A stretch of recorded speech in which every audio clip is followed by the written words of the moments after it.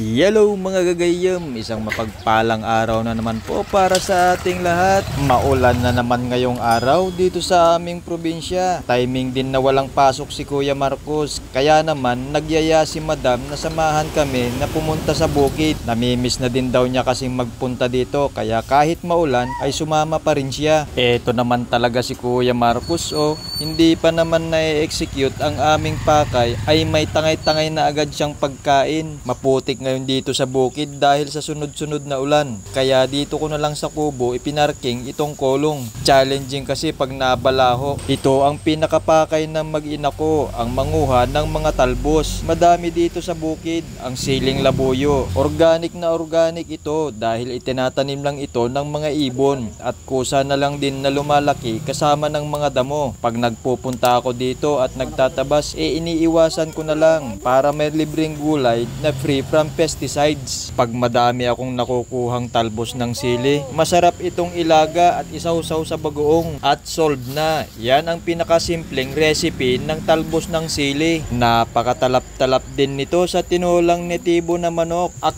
sarap lang humigop ng mainit na sabaw, lalo na sa ganitong tag-ulan. Actually, kahit saan naman pwedeng gamitin ang talbos ng sili. Depende na lang sa preferences mo kung paano mo ito gamitin. Sadyang mabilis lumaki ang mga damo dito sa bukid dahil madalas ang ulan. Kailangan ko munang tabasin itong mga itinanim ko nung araw na napier para sa mga kambing. Hindi pa naman kasi ngayon kailangan, kaya pupulawiin ko na muna para mapagtaniman ng bago.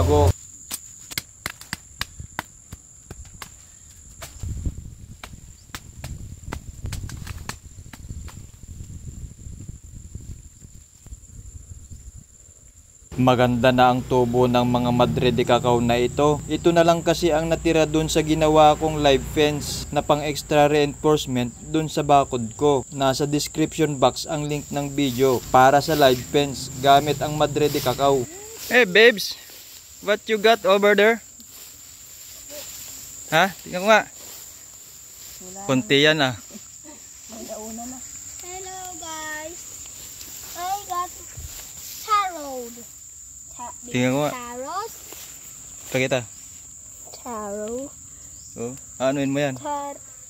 Lulutuin. Nang? Chips. Chips? Taro. Taro. Everywhere is Taro Dream. Taro Dream.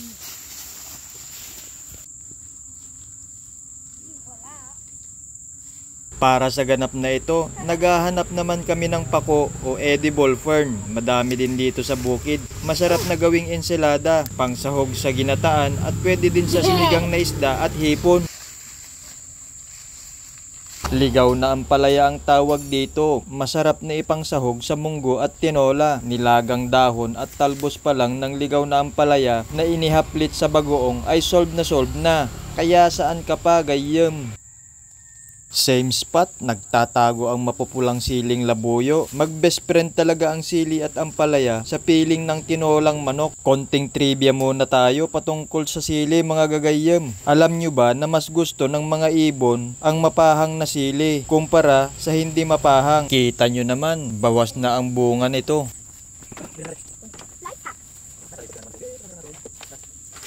Lagay naman ito. Ano yan? Water.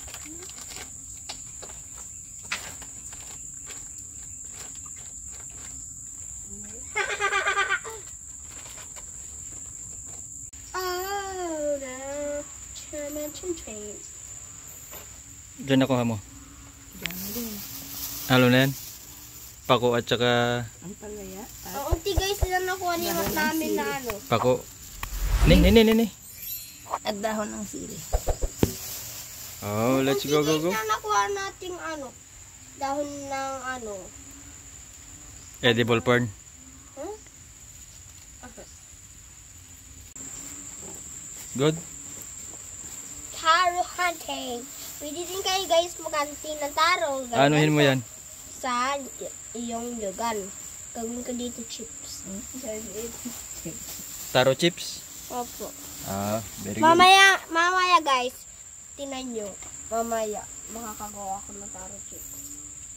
Tapos na naman ang paglalamyarda sa bukid mga gagayem. Magtatanghalian na kasi, kaya umuwi na kami at masampulan na ang dahon ng ampalaya at edible na pako. Syempre, some another day na lang nalutuin ni madam yung talbos ng sili para sa tinolang manok naman. Para naman sa pako o edible fern ay ilalaga na lang ito ni madam ng half cook lang para crunchy pa din. By the way, pwede din naman itong kilawin. Parang saluyot lang ang dulas at nagtataglay din ito ng earthy flavor. Mag-comment ka lang sa comment section gayem kung nakatikim ka na ng pako o edible fern. Shoutout po sa mga gagayem natin na nandyan sa Middle East. Munggo kasi ang paboritong lutuin ng mga gagayem na natin na nandyan tuwing araw ng Biyernes. Dahil kami mga nasa bukid naman, munggo din ang pambato na ulam namin.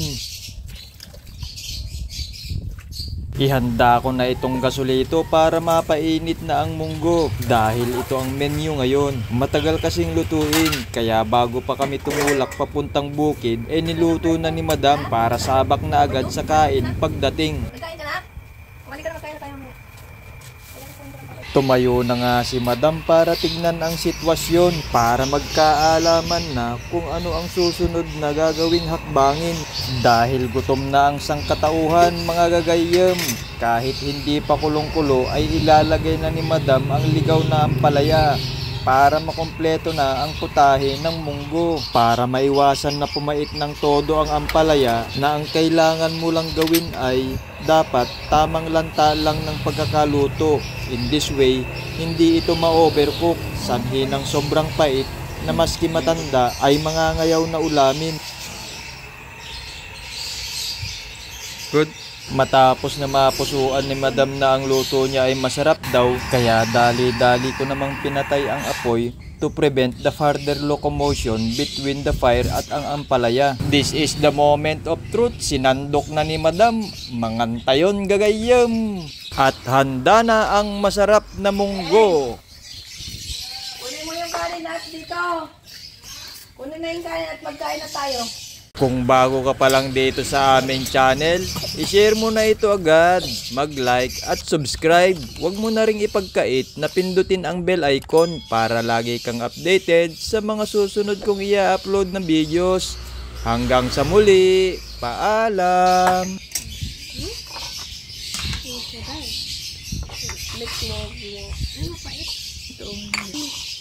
Wow, full course meal. Magsasakyan nga tayo, magdadrive ako. Pwede. Ikaw maghugas. Stop ako. Nay, tinawag mo naman Ako natin maghuhugas yung ng sabak. pako.